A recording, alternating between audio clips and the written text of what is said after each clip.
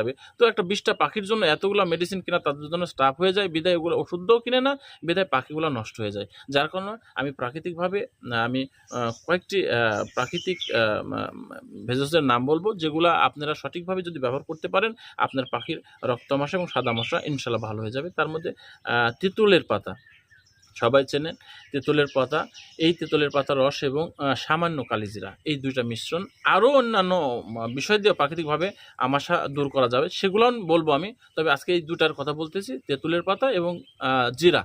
তেঁতুলের পাতা এবং জিরাটা হতে হবে অরিজিনাল, কোনো হাইব্রিড নাই। এবং অনেক জিরা বাজারে পাওয়া যায়, যেগুলো অনেক সময় হাইব্রিড জিরা, যেগুলো অরিজিনাল জিরা, এগুলো নেবেন।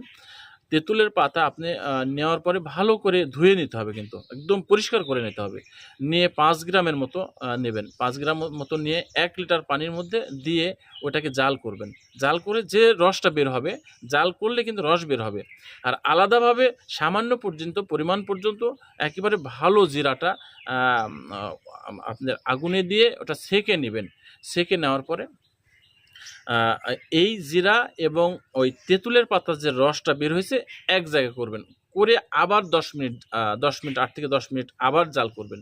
জাল করে যে মিশ্রণ হয়ে যে রসগুলো বের হবে, এই রসগুলো ঠান্ডা করবেন। করার পরে পাখিকে দিয়ে দিবেন। দেখবেন আল্লাহর রহমতে আপনার পাখি এই মেডিসিনটা 3 থেকে 5 দিন